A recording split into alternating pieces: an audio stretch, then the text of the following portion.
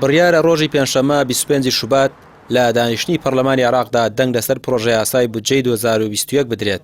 تا ئێستاش هەرێم لەگەڵ بەغدا نەگەشتوتە ڕێکەوتن.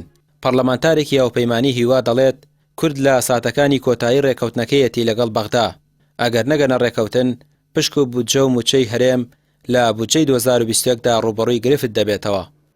ئێمە هیواداریان ڕێکەوتن ببێتە ئارایەوە، بەڵام ئەگەر ڕێنەکەی هەرێم زەرەرەکە زەرەری گەورەی سیاسیشەکە تەنها زەرەری مادی ناکە هەرێم.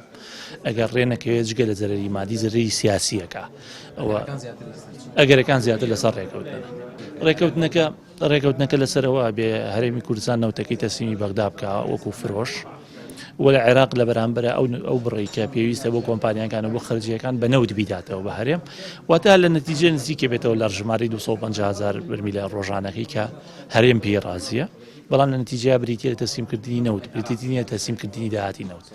ئەوەی کەوتم هەموو نەوتەکە تەسلیمەکرێ، بەڵام لە بەرامبەرە پێداویستی هەرێم خەرجی هەرێم بە نەوتە درێتەوە بارێم نەک بە پارە. یعنی هێشتا هەرێم بە تەواوی نیوتوە ڕازیم، بەڵام ئێمە هیواداریان ڕازی بێ چونکە هەرێمان ئەو نەساگاتەوە کە هەرێم بێ ڕازیە لە ئاساس.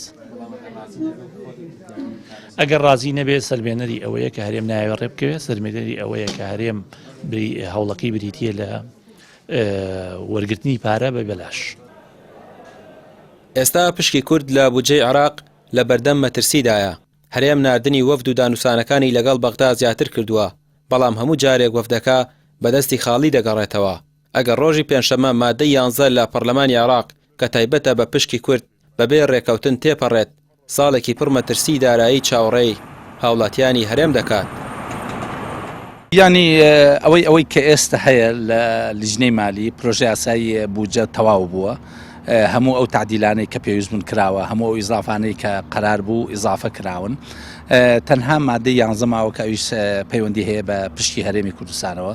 لە ئێستادا کۆبوونەوەکان وەسێنراون کۆبوونەوەکان لیژنەی مالی، بەڵام کۆبوونەوە سیاسیەکان بەردەوامیان هەیە بۆ ئەوەی هێزە شیعیەکان نەسێکیان هێناوە. ئەو نەسە تاوتوێکرێ لەگەڵ وەفدی هەرێمە دوجار هێنرێتە لیژنەی مالی و پێچی حاضر بێ بۆ ڕۆژی پێنجشەممە، بەڵام هەموو ئەمانە تەوقعاتن.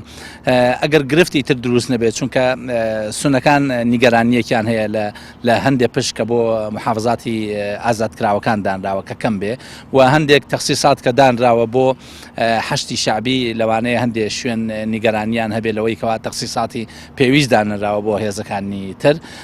ئەگەر ئەمانە نەبنە گرفت ئەوە ڕۆژی پێنجشەممە. خۆ لە حاڵەتێکە ئەگەر کورد نەگاتە نەتیجە ئەوان دوجار ئەو نەسەی خۆیان دێنن و مناقەشەیەکەن. ئێمە وەکو هاوپەیمانی هیوا کە جۆرێک لە هەماهنگگیشمان هەیە لەگەڵ فراکسیۆنی یەکێتی نیشتیمانی کە نوێنەرایەتی ئەتوانین بڵین 34 پەرلەمانتاری پەرلەمانی اتحادیەکەین وەکو کورد، هەر نەسێک کە قابل بەوە بێ تەطبیق بکرێ و بابەتێکی یاسایی بێ و جیاواز نەبێ دژ نەبێ بە دەستور بەرژەوەندی خەڵکی عێراق و هەرێمی کوردستان بپارێزێ، ئێمە دەنگە دەین بەو بابەتە. قانونی موازنە بە شێوەیەکە کە دەنگی لەسەر درابێتە قانونێکی ملزم بۆ حکوومەت، بۆیە پێویستە هەرێمی کوردستان کۆتا بڕیاری خۆی بدا بە زووترین کات، چونکە دوایی هەر کەم و کوڕیەکە بێ حکوومەتی هەرێمی کوردستان تەحملی مەسئولیەتەکە. وەفدەکانی هەرێم بە سەرپەرشتی جێگری سەرۆکی حکوومەتە و لە دوای دەستپێکی دانووسانەکانیان لەگەڵ بەغدا تا ئێستا دەیان کۆبوونەوەیان لەگەڵ لایەنە حکومی حیزبیەکانی بەغدا کردووە. هەرێم ئامادە نییە داهاتی ناوخۆ و نەوت ڕادەستی بەغدا بکات. بەغداش تەنها ئەو داواکاریەی هەیە.